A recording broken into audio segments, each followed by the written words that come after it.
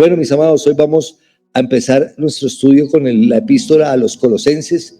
Como ustedes saben, consta de 4 capítulos donde Pablo es el autor. Por las mismas descripciones de algunos versículos, él se presenta como el autor de esta epístola. Está dirigida, como dice su nombre, ¿a quién? A la iglesia de Colosas, una iglesia o una ubicación cercana a la región de la Odisea, o sea, eran muy cercanos, y ahorita vamos a ver algunos aspectos geográficos e históricos acerca de esta iglesia, una iglesia que también, como lo que hablamos en Timoteo, que era el pastor de Éfeso, se van a ver algunas herejías, se van a levantar toda esta persecución, y Pablo también tiene que dirigir esta carta. Él la escribe estando prisionero en Roma. Se cree que la escribió paralelamente a la epístola de Efesios o a los Efesios. Y entonces tiene temas atendiendo cada necesidad, pero temas doctrinales muy, muy profundos y realmente muy, muy maravillosos para nuestro conocimiento acerca de todo lo que hemos estudiado la gracia. Amén. Ya les dije que es vecina, muy cercana, está a muy pocos kilómetros de la Odisea. Acordémonos de las 7 iglesias de Asia Menor, que es lo que hoy se conoce como la Turquía moderna. Amén. Y estas iglesias fueron iglesias, y sobre todo esta región de Colosas fue una región muy próspera. También tenía las telas negras. ¿Se acuerdan con la Odisea que tenían las telas negras que eran muy famosas? El colirio también, todas estas plantas medicinales que el Señor empieza a hablarles desde la parte espiritual, en lo que ellos eran fuertes en su parte física, ¿cierto? Y Él les dice, estas telas, dice, te recomiendo que te prepares vestiduras blancas y resplandecientes, porque su fuente económica eran las telas negras, una tela negra. Lo que la Odisea eran banqueros, y fuera de eso, pues era gente que había sido prosperada mucho, y por esa razón ellos se jactaban. Y es donde dice, yo estoy a la puerta y llamo, porque algo que había hecho la iglesia era que habían sacado al Señor de sus iglesias, y entonces ellos se sentían fuertes por su economía y por la confianza que a veces genera, o que generalmente genera, el dinero. Amén. Fue escrito más o menos en el año 60 al 62, que es el tiempo donde Pablo está privado de la libertad. No se sabe exactamente en qué día, mes, año, pero sí se presume que es del año 60 al 62, donde Pablo se encuentra preso en Roma, y va a hablar acerca también del testimonio de esa iglesia primitiva. Por eso vamos a encontrar varios nombres allí. Otro de los aspectos, bueno, hay varios versículos, no sé, bueno, ya lo tenemos ahí. Capítulo 1, versículo 1 dice: Pablo, apóstol de Jesucristo, por la voluntad de Dios, y el hermano Timoteo. Y solamente quiero hablar un poquito ahí. Lo primero que encontramos es que quien está escribiendo la carta, ¿quién es? Pablo, evidentemente. Y acuérdense que cuando se hacen estudios de profundidad, siempre se tiene que dar pruebas indubitables de la autoría del escritor. O sea, alguien puede escribir Pablo, pero no ser Pablo de Tarso, sino ser otro Pablo, pero siempre se buscan esas evidencias para poder ratificar que el autor de esa epístola es el apóstol Pablo de Tarso. Amén. También tenemos allí el versículo 23, el versículo 23 de ese mismo capítulo 1, por favor. Vamos a encontrar allí que sigue Pablo hablando de su persona, y que nos da pruebas indubitables de que es el autor de esta epístola. 1:23, por favor. No, 3:14 no, 1:23. Bien. Mientras allí va buscando, también seguimos hablando. Bueno, si en verdad permanecéis fundados y firmes en la fe, y sin moveros de la esperanza del evangelio que habéis oído, el cual se predica en toda la creación, que está debajo del sol.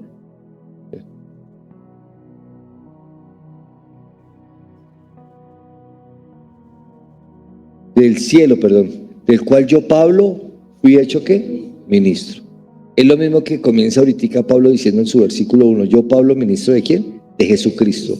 Porque ese ministerio lo recibió Pablo directamente del Señor. No se lo indilgó nadie, nadie se lo profetizó, sino que realmente fue un ministerio dado por el mismo Jesucristo para llevar el evangelio ¿a quiénes? A los gentiles. Acuérdense que Pablo es el apóstol de los gentiles, así como Pedro y Jacobo y el resto permanecieron en Jerusalén. Amén. Bien, también el 4:18 es otro tercer versículo donde vamos a encontrar que Pablo se está atribuyendo la autoría de esta carta. 4:18 dice: la salutación de mi propia mano, de Pablo. O sea, vuelve y ratifica que quien la ha escrito. Acordémonos que en Hechos, la mayoría del libro de Hechos, que es escrito por Lucas, también se hacen menciones en los Romanos, por ejemplo, de que la escribe directamente Pablo, porque parece Pablo tenía un problema de visión, entonces no tenía esa capacidad para escribir. Seguramente no había fluido eléctrico como hoy lo tenemos, sino con lámparas de aceite, seguramente con algún sistema de alumbrado. Entonces él tenía un escriba y se llamaba ¿cómo? Tercio le escribía las epístolas al apóstol Pablo. Y entonces aquí Pablo está diciendo: esta la estoy firmando yo de mi propio ¿qué? Puño, de mi propia mano. Yo soy el autor y yo les estoy escribiendo a ustedes, los colosenses. Y habla: acordaos de mis prisiones, la gracia sea con vosotros, amén. Por eso esta carta, al igual que Filipenses que Filemón y que Éfeso, son cartas escritas desde la prisión, amén. Bien, también encontramos allí un contexto histórico, porque ¿dónde se ubica Colosas? Entonces dijimos que en Asia Menor, en la ciudad de Frigia, en la provincia romana de Asia, lo que hoy conocemos como Turquía moderno, a unos 160 kilómetros al este de Éfeso, en la región de las 7 iglesias de Apocalipsis. ¿Se acuerdan? Los 7 mensajes allá en Apocalipsis capítulo 2 y capítulo 3 lo encontramos. Amén. Colosas era una ciudad próspera en el siglo V antes de Cristo. ¿Y por qué hablamos de esto? Porque va a pasar algo en Colosas, y es de que van a desviar la carretera o el camino principal a Colosas, y entonces van a ser como una variante, y esa variante va a entrar a la Odisea. Y entonces, no sé si ustedes se han dado cuenta que hay lugares de nuestra geografía nacional donde es muy famoso porque venden de pronto el arequipe o venden algún fruto, pero cuando hacen una nueva carretera pasa por otro lugar, y ese lugar que era de parada y de comercio, al desviarla como el tránsito, pues esos lugares comercialmente empiezan a morirse, a no vender. Por ejemplo, cuando cierran todos los de Puente Quetame y todos estos lugares empiezan a sufrir. ¿Por qué? Porque su sustento lo tienen del comercio. Pues a la ciudad de Colosas le pasó lo mismo. Al tener que abrir un camino diferente que rodeaba la ciudad, pero no entraba a la ciudad, todo el desarrollo económico lo empieza a sufrir la Odisea. O sea, la prosperidad de la Odisea vino por causa de lo que tuvieron que hacer en este camino nuevo. Y por eso está mencionando que en el siglo V fue una región muy, muy próspera. De hecho, allí aparece el rey Asuero. ¿Se acuerdan de Esther? Este rey también en este año dice que marchaba a través de esta región, o sea, se la pasaba por allí y tenía algunos negocios y situaciones. La lana negra y los teñidos eran su parte productiva, donde se movía la economía, pero por causa de este camino, todo lo que en un tiempo fue prosperidad dejó de serlo. Y eso lo único que nos habla es que un día podemos estar bien, pero al día siguiente no tan bien. En lo que hoy es prosperidad, mañana puede ser crisis. Algo puede cambiar. Por eso nuestra firmeza y nuestra ancla mayor, ¿cuál debe ser? Cristo. Porque mañana las cosas cambian. Usted ve que hoy en el país todo es costoso. ¿Cuánto vale un kilo de carne? ¿Cuánto vale un galón de gasolina? ¿Cuánto valen los servicios ahorita que paulatinamente se han ido incrementando? Y si me llegó caro la luz, no, le están desmontando subsidios. Entonces, cuando usted se da cuenta, el dinero que gana no alcanza. Y si a eso se aumentan algunas políticas gubernamentales, eso se puede poner difícil. Pero nuestra esperanza no son los políticos ni los gobernantes de turno. Nuestra esperanza, como nuestra provisión, dependen de Cristo, porque el justo por la fe vivirá. Amén. Por eso usted, si siente que usted está en el negocio más productivo, Hoy puede ser el más productivo, pero mañana pueda que ya no lo sea. Pero la fe y la esperanza en nosotros como hijos tiene que ser lo mismo. Esto es cambiante y hay gente que cree que toda la vida va a estar bien. Y en un momento, lo que hoy es bonanza, mañana es escasez y crisis. Entonces, yo pienso que la mejor ancla y la mejor esperanza está en lo que no cambia, en lo que permanece. Afortunadamente, nuestra esperanza siempre lo colocamos en personas, animales o cosas como el sustantivo, ¿no? Pero realmente todas ellas un día van a claudicar. Bien, también les hablaba allí que, bueno, habían prosperado y ellos eran víctimas de algo que era, tenían dos luchas. Por un lado tenían lo que se conoce como el legalismo judío, porque había mucho judío en esta región. Acordémonos que Pablo tiene que llegar, cuando llegaba a un lugar, siempre llegaba a ¿dónde? A la sinagoga. Y por otro lado, tenía que haberse enfrentado allí con el misticismo pagano. Entonces, tenían el legalismo judío y el misticismo pagano. Y ellos se van a unir. Acuérdense que siempre hay unas fusiones o un sincretismo que van a dar paso a todas las herejías que se van a levantar allí. Algo de lo que se va a levantar allí en Colosas y que va a ser tremendo, y ponga mucha atención, porque cuando uno conoce va a entender el contexto. Cuando uno lee una carta y si uno no sabe cuál es el problema, pues uno realmente no le va a dar toda la importancia y el contexto de lo que se está diciendo. Ellos tenían por un lado el legalismo judío, querían obligar a la gente a circuncidarse porque decían que si no se circuncidaban no alcanzaban a plenitud la salvación, por un lado. Pero también tenía el misticismo pagano, que se va a conocer como el nacimiento de algo que se llama el gnosticismo. No sé si usted ha escuchado el gnosticismo. Entonces, que Dios es bueno, pero la materia es mala. Y entonces se van a enredar en eso y van a tener un legalismo de días de fiesta, de alimentación, van a querer seguir judaizando a esta iglesia, pero por otro lado va a entrar el misticismo. Y cuando yo entiendo estos temas, yo veo la iglesia de hoy que está en eso, guardando cosas que días, que comidas, que lunas llenas, que es que hoy es el día no sé qué. Y entonces, claro, para los judíos, ellos eran judíos, pero para los gentiles no había una imposición. Acuérdense que Pablo va a salir en defensa de ellos, va a subir a Jerusalén y se va a convocar el primer concilio, porque les querían judaizar y entonces les querían poner a ceremoniales, a ritualismo, pero por otro lado entró el gnosticismo, que es lo que hoy vemos cuando hacemos un poco de cosas que no son bíblicas, porque ellos están diciendo que para poder alcanzar la salvación hay un conocimiento secreto y oculto que va por encima de las escrituras y que solo algunos reciben por iluminación.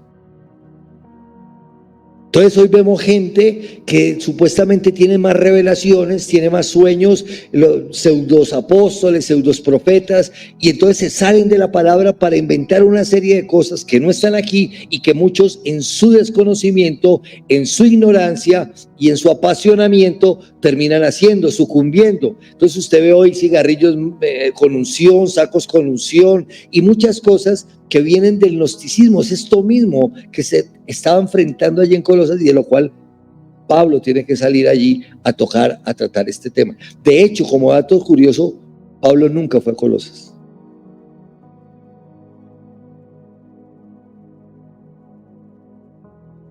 Él está hablando a un pueblo que no conoce.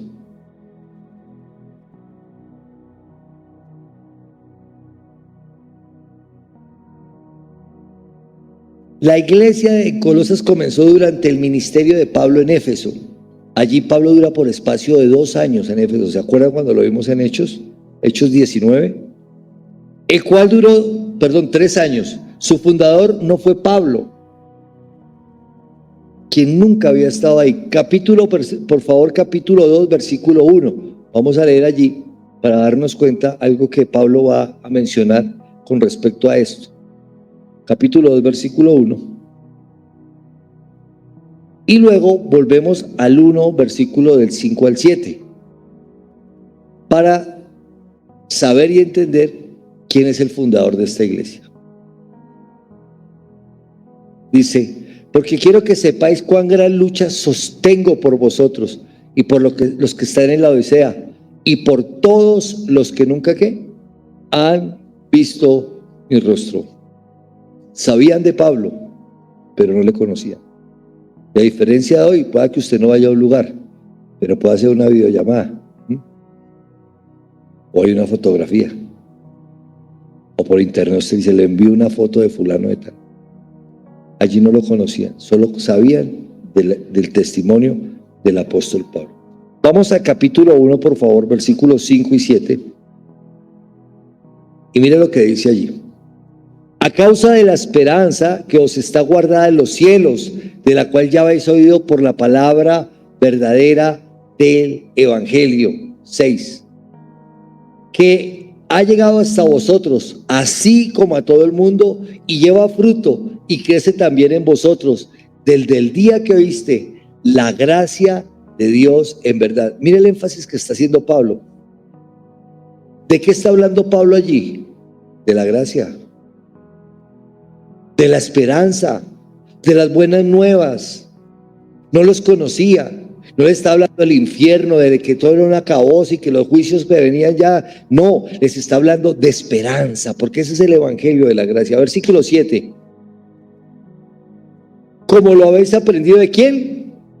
Epafras. Se cree que Epafras es el fundador de la iglesia en Colosas, nuestro consiervo amado, que es un fiel ministro de Cristo para vosotros. Epafras estuvo en Éfeso y recibió el don maravilloso de la salvación, y estando avivado por el fuego del Espíritu de Dios, al volver a su casa empieza a levantar una iglesia que termina siendo la iglesia de los Colosenses. Entonces Pablo, que lo ha conocido, que le ha impartido, ahora le está escribiendo a esta iglesia, seguramente porque hay un requerimiento de allí, de ellos mismos, del mismo Epafras y de otros más, en que la iglesia está siendo permeada por allí, por las, ¿cómo dijimos? Por el misticismo, por las herejías. Amén. Bien. Luego de unos años, y aquí les voy a leer los apuntes que tengo, fue fundada, luego de unos años, una peligrosa herejía surgió para amenazarla, una no identificada con ningún sistema histórico en particular, y se llamó el gnosticismo. Que Dios es bueno, enseña, pero que la materia mala, que Jesucristo solo era una serie de emanaciones descendiendo de Dios y siendo menor que Dios, no le dan el lugar a Dios. Y es lo que usted ve a veces en algunas sectas, de que Jehová, pero Jesús es como algo menor, no tiene el carácter de Dios. Algunos dicen que es el Hijo de Dios, pero no es Dios Hijo. Entonces tenemos que tener cuidado con todo lo que la gente diga, porque no están conforme a la palabra de Dios.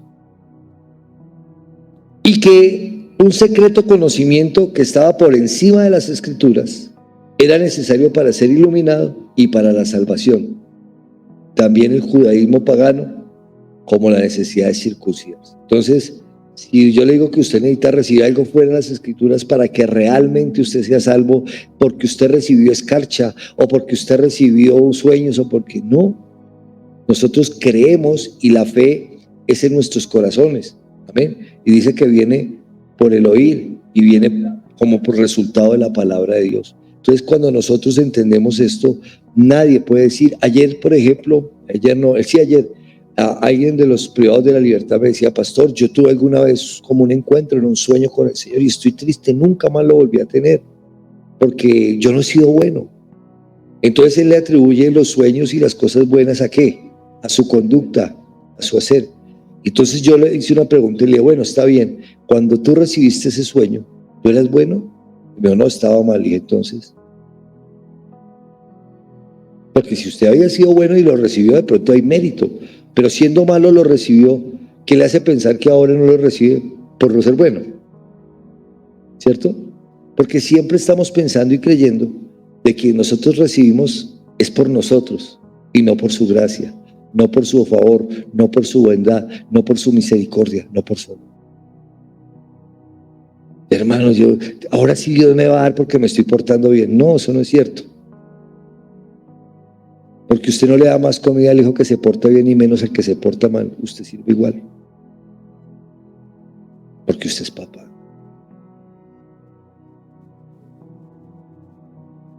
Entonces, ¿no dice la Biblia que más bienaventurado el que cree sin haber visto? Entonces, nosotros no necesitamos experiencias. Que son buenas, sí. Y si usted las recibe, gloria a Dios. Pero que no son el fundamento de nuestra fe. Y menos de nuestra salvación. Porque por fe sois salvos. Por medio de la fe. Por gracia sois salvos. Por medio de la fe. Y esto no de vosotros. Pues es don de Dios. Para los que sienten de que se merecen. Para los que piensan que ahora sí me estoy portando bien. No. Aquí todos hemos fallado. Y todos hemos sido destinatarios de una gracia tan preciosa. Amén. Usted tiene hoy lo más importante que puede tener un ser humano, y es su salvación. Y no por lo bueno, precisamente. Porque Dios nos rescató, como dice Efesios 2, estando muertos en nuestros delitos y pecados, nos dio vida. Y si Dios le dio vida, eso significa que usted estaba, ¿qué? Muerto. Y si estaba muerto, ¿usted podía hacer algo? Nada, absolutamente nada. Porque eso es como si los del apogeo de los olivos están decidiendo hacer algo hoy. No se puede. Porque están muertos. Eso para que usted entienda lo que Dios hizo. Y para que vea lo realmente ineficiente que resulta. Creer que usted merece algo porque es bueno o porque hace cosas buenas. De hecho, si usted nació de nuevo, ni siquiera son suyas, porque dice que Dios preparó sus obras de antemano para que transitásemos en ellas. Entonces lo que hacemos hoy es el resultado de que Cristo viva en nosotros. No que usted se haya vuelto bueno, no. Amén. Bien, ya conociendo estos temas, entonces, por último, vamos a ver los temas. Ahí vamos a dejar hoy, porque solo quiero darle la introducción. Sé que el miércoles es un día pesado, ya la mitad de la semana, estamos noche, tarde, y usted viene cansado. Entonces yo lo que quiero hacer es dejarle los temas para que usted sepa de qué vamos a tratar y qué es lo que va a abarcar Pablo en estos 4 capítulos en la carta a los Colosenses. El primer tema que vamos a ver allí es la deidad de Cristo. Pablo va a hablar acerca de que Cristo es ¿quién? Dios. Deidad es la palabra Dios. O sea, que Él tiene el carácter divino, es parte del trino para los que niegan la Trinidad. Amén. Por eso, el capítulo 1, versículo 15, por favor, al 20 vamos a leer allí este primer tema, la deidad de Cristo. Y mire lo que dice el apóstol Pablo acerca de esta deidad. Capítulo 1, versículo 15, por favor, al 20. Ahí están en el 1, es correcto. Él es la imagen de Dios invisible, el primogénito de toda creación. Que muchos van a coger esta palabra para torcerla y decirle que si es el primogénito es porque Jesús fue ¿qué? Creado. Pero no es cierto, Él es Dios. 16. Porque en Él fueron creadas todas las cosas, las que hay en los cielos y las que hay en la tierra, visibles e invisibles, sean tronos, sean dominios, sean principados, sean potestades. Todo fue creado por medio de Él y para Él. ¿Por medio de quién? De Él. Entonces no es creado. Él es el que genera y crea ¿qué? Todas las cosas como el Dios Hijo. Amén. Seguimos allí hasta el 18. Y Él es 17. Y Él es antes de todas las cosas. ¿Antes de qué? De todas las cosas, dándole un carácter de eternidad. Y todas las cosas en Él subsisten. Que no podría ser en alguien que tiene un principio y un fin. Tiene que ser un ser ¿qué? Eterno y divino. 18, por favor. Y Él es la cabeza del cuerpo, que es la iglesia, el que es el principio, el primogénito entre los muertos. Ahí nos está dando la clave. Él es el primogénito ¿de qué? De entre los muertos. Y aunque alguien diría, pero primero resucitó Lázaro antes que Jesús, sí, pero Lázaro volvió a morir. Pero Cristo murió, resucitó para siempre, nunca más. Y los que estamos en Él también sufriremos muerte física, pero no sufriremos la segunda muerte, que es la que viviremos eternamente con Él. Que es los que no lo acepten, entonces dice que irán ¿a qué? Al lago de fuego y sufrirán la segunda muerte, que es la condenación eterna. ¿Estamos hasta ahí claros? Bueno, el primogénito de entre los muertos, ¿de qué fue el primero? De los que resucitaron y nunca más verán muerte. Para que en todo tenga la preeminencia. Mire que Pablo le está quitando la base de la herejía, donde dice que Él es un destello, que Él es algo que va y mandó Dios. Pero Él está diciendo, Él es el todo, en todos. Él lo llena todo, todo lo que existe está en Él, lo visible, lo invisible, todas las deidades, potestades, tronos, imperios, todo está en Él. Entonces es mucho más de lo que los herejes querían poner en esa estatura a Cristo. Versículo 19, por favor. Por cuanto agradó al Padre que en Él habitase toda la plenitud. 20.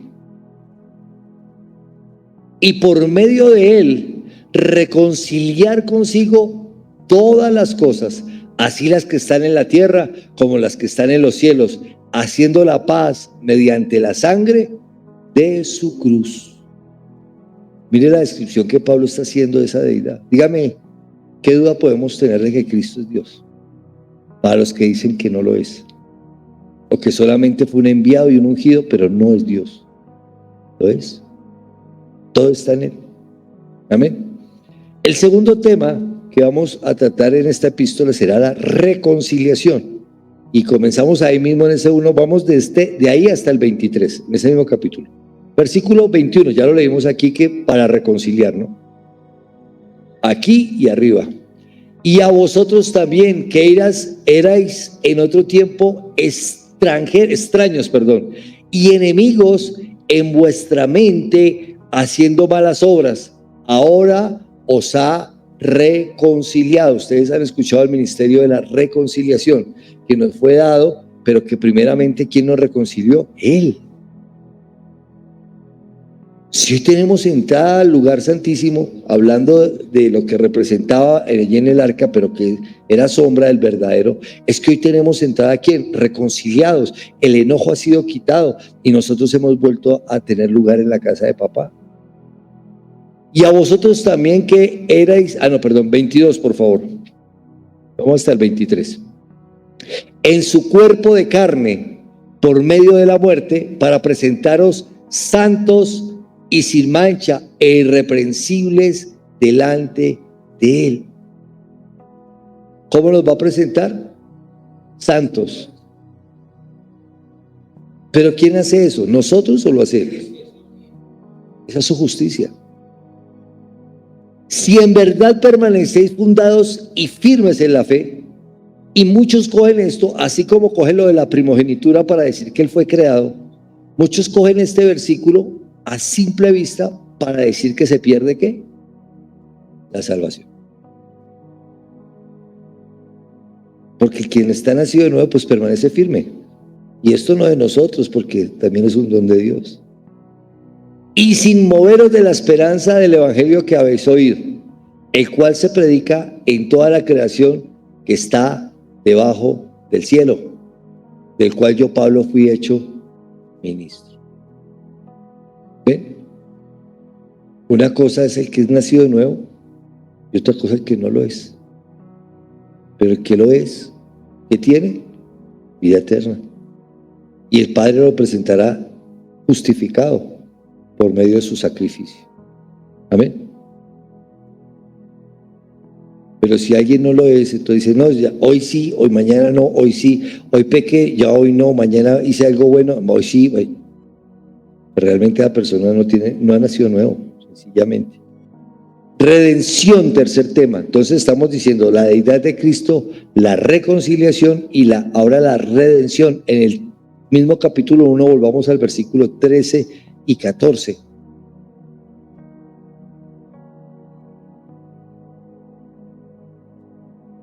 Bien, dice, el cual nos ha librado de la potestad de las tinieblas y trasladado al reino de su amado Hijo.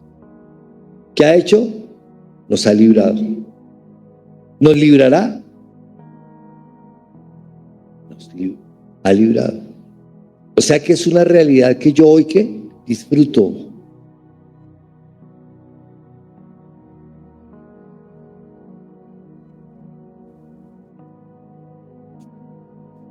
Porque a veces decimos tener cosas, pero actuamos como si no las tuviese. Yo en Cristo tengo libertad. Pero a veces nos comportamos como si estuviésemos atados. Por eso cuando Pablo habla de una libertad, y todas las epístolas que hemos estudiado, en ninguna usted va a encontrar como que sí, como que no. Lo tienen.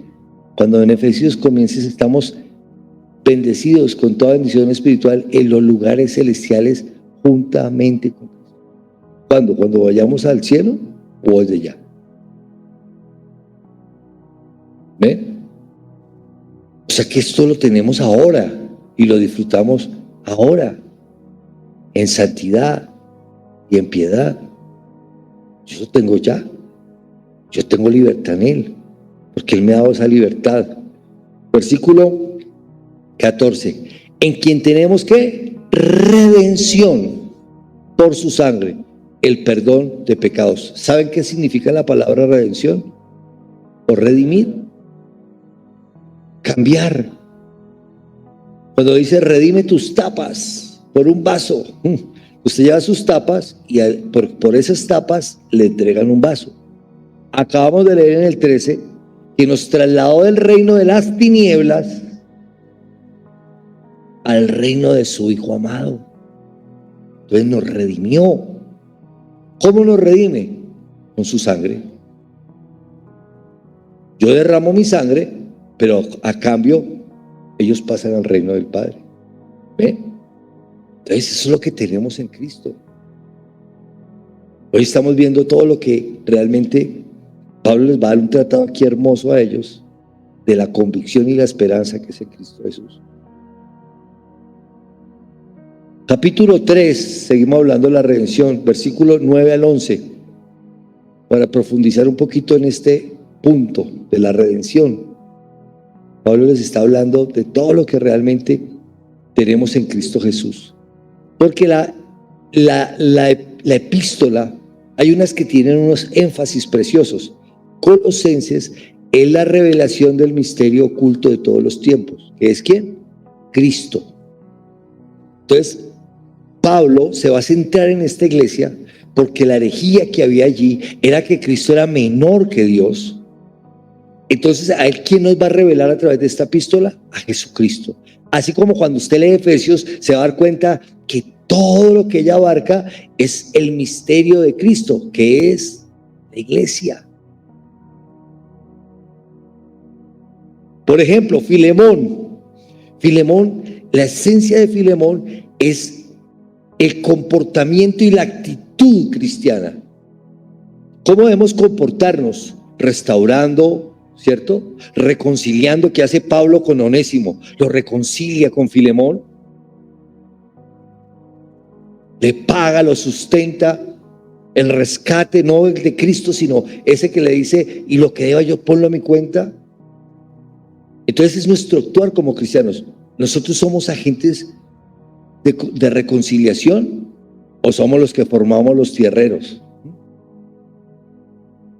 A veces el cristiano es el que más contiende, es el que más arma los desórdenes, el que más ofende, el que menos ama por su religiosidad. Usted ve a Pablo con un comportamiento totalmente distinto al que tuvo algún día con Juan Marcos y con el mismo Bernabé.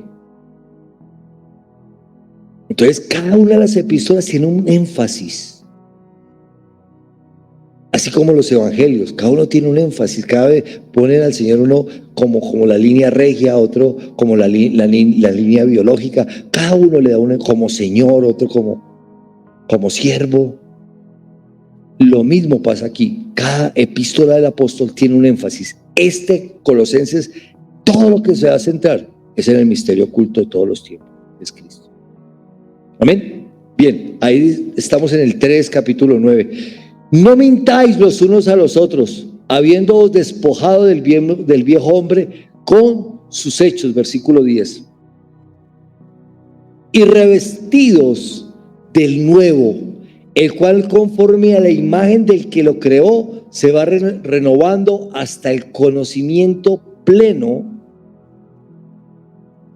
donde no hay griego ni judío, circuncisión ni incircuncisión, bárbaro ni escita, siervo ni libre, sino que Cristo es el todo y en todos. Esto es poderoso. Cuando usted lee esto, usted entiende la obra redentora de Jesús. Nos hizo a todos uno en Él. Que es lo mismo que va a decir Efesios 2:14 cuando dice que quitó las enemistades, ¿se acuerdan? Haciendo de los dos pueblos uno solo. Efesios 2:14, búsquelo.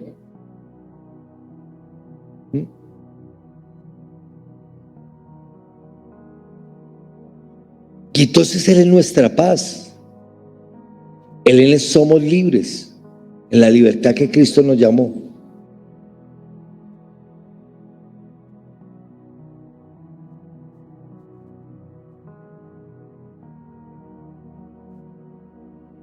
Amén. Sí, de todo lo que Pablo está hablando en esta epístola, y eso que no lo hemos entrado a estudiar, solamente estoy tocando los temas de lo que vamos a conocer y a disfrutar de la persona de Cristo, de que no es solamente el que mandó papá, vaya y allá líbrelos, sino todo lo que está en Él y lo que representa a Él. Todas las cosas subsisten por Él y para Él. Todas.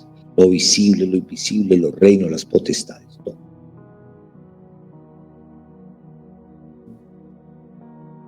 Por eso mi oración, Señor, ábrenos para entender. Por eso seguramente cuando usted lee por allá Mateo 17, el monte de la transfiguración, y se me vienen cosas así como Efesios 2, y es que Pedro intentó poner a Cristo a la altura de Elías y de Moisés. Cuando él está haciendo todo, está hablando allá, la voz del cielo lo calla. Usted léalo y verá. Este es mi hijo amado. O sea, no me lo comparen, porque Él es Dios. Y eso es lo que tristemente la iglesia hoy hace. Que a veces tenemos en más consideración a los hombres que al Dios Hijo. Queremos imitar a aquellos hombres, pero no al Dios Hijo.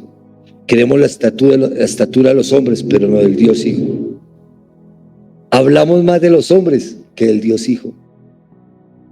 Glorificamos más a los hombres que al Dios Hijo. Por eso en el conocimiento que Pablo tiene, se hace matar antes de recibir cualquier gloria de hombres. O si no, acuérdense de Listra. Dioses con cuerpo de humanos, y casi se hace matar el hombre antes de permitir que lo fueran antes de que fueran a intentar allí compartir esto. Amén. Bien. Lo otro que tenemos es elección. Vamos a hablar de la elección. También es un tema que vamos a desarrollar allí. Y esta lo encontramos en el capítulo 3, por favor, ya que Colosenses 3:12. Gorda, me hace un favor, perdón. Y me le hace saber en qué estamos, que no, seguramente no. ¿Están ahí? Dice, no, 3:12, por favor, Colosenses, eso. Vestidos, pues, como escogidos de Dios, ya lo leímos, ¿cierto? Ah, no, mentira, no, usted no, no, muy parecido, muy parecido. Santos y amados. Y luego explicaremos eso. Santos y amados, apartados y amados. De entrañable misericordia, de benignidad, de humildad, de mansedumbre y de paciencia. ¿Qué hemos sido en Cristo Jesús? Escogidos. ¿Y sabe qué es escoger? Seleccionar algo dentro de muchas cosas. Si yo le digo a usted, entre y en ese armario, escoja. Usted tiene la elección de tomar lo que usted considere. Usted y yo somos ¿qué? Escogidos. Escogidos en Dios. Y eso para mí es suficiente para creer y para vivir confiado hoy, a pesar de que tenga luchas, dificultades, tentaciones, lo que tenga. Pero todos los días yo me acuerdo que soy un escogido de Dios. No por mi buena forma de comportarme, no, al contrario, porque Él tomó una elección y dijo a Él. Y Él como Dios sabe lo que hace. Y entonces uno dice, Dios, yo, sí, tú. Moisés, tú, pero yo no sé hablar, no, tú. Manda a otro, no, tú. Porque no es del que corre ni del que quiere, sino del que Dios tiene misericordia. Y si tuvo misericordia de cada uno de nosotros los que estamos aquí, ¿qué podemos decir a ello? Gracias, más que eso, gracias. O sentirme que yo tengo algún mérito en esa elección.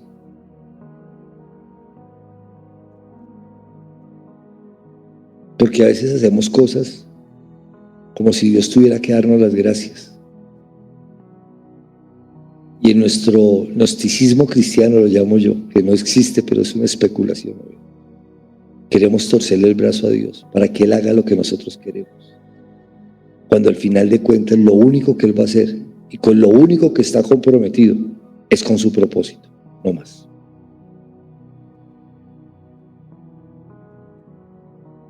Entonces, ¿qué es más fácil? ¿Torcerle el brazo a Dios o que nosotros nos sujetemos al propósito de Dios?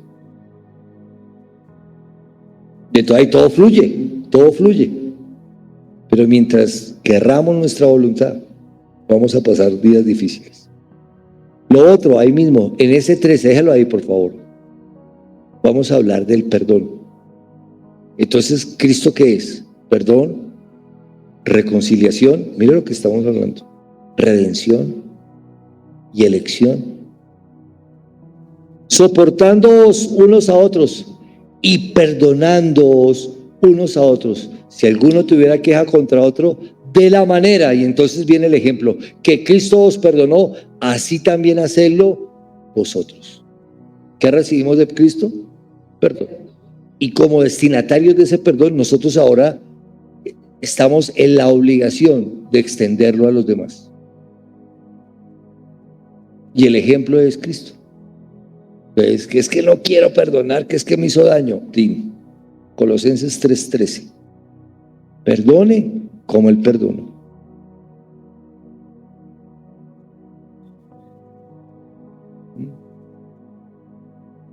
Bien. Y nos va a hablar de la naturaleza de la iglesia. Ahí está, por favor, Colosenses 1:18, ya con este terminamos. Colosenses 1:18. Sí, la naturaleza de la iglesia. No. 1, deidad de Cristo. 2, reconciliación. 3, redención. 4, elección. 5, perdón. Mire lo que dice 1:18. Y Él es la cabeza del cuerpo. ¿De cuál cuerpo? La iglesia. El que es el principio, el primogénito entre los muertos, para que en todo tenga la preeminencia. Versículo allí mismo en ese capítulo 24 y 25, por favor.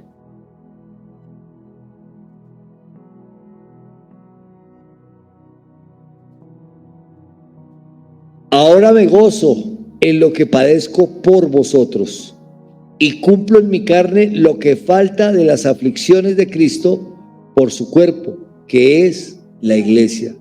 Entonces Pablo está comprometido ¿con quién? Con el cuerpo, que es la iglesia. Y dice, si yo estoy preso, no estaba preso por haber vendido un caballo falso, perdón, un caballo enfermo, o por haber hecho una pirámide, no, porque muchos a veces, es que estoy preso por causa de Cristo, no, por causa de maldades que han hecho, de meterse en líos, ¿cierto? Y entonces quieren hacerse ahora los mártires. Pero Pablo, ¿sabe por qué estaba preso? Por predicar este evangelio. Entonces él dice, yo, y lo que estoy padeciendo ahorita en la cara, en estas aflicciones, es por el cuerpo de Cristo.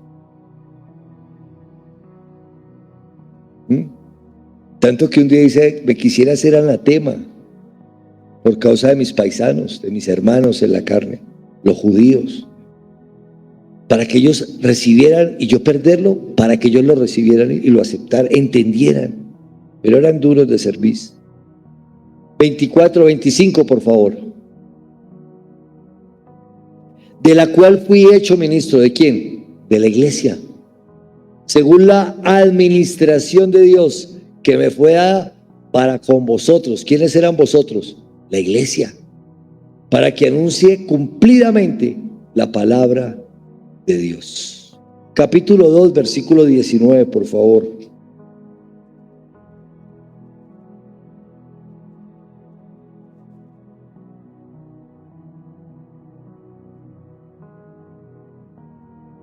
Todo este capítulo 2, él va a empezar a refutar y a desvirtuar todas las herejías que se habían levantado contra la iglesia en Colosas. Y no haciéndose de la cabeza, en virtud de quien todo el cuerpo, nutriéndose y uniéndose por las coyunturas y ligamentos, crece con el crecimiento de Dios. ¿De quién está hablando ahí? De la iglesia. Entonces la iglesia, ¿quién es su cabeza? Cristo. ¿Y quién le da el crecimiento? Dios. No nuestras estrategias, a no ser que nos las dé Dios, obviamente. Pero si son ocurrencias, ahí no va a pasar nada. Amén. Capítulo 3, versículo 11 y 15, 3:11. Y luego vamos a ver ese capítulo cuando llegue el momento. Ese 2 va a ser muy lindo porque habla de todo lo que tiene que ver con el desmontamiento o la refutación de todas las herejías que se ven. Y vamos a ver mucho más de Cristo, la persona de Cristo, algo maravilloso, porque es que no le conocemos.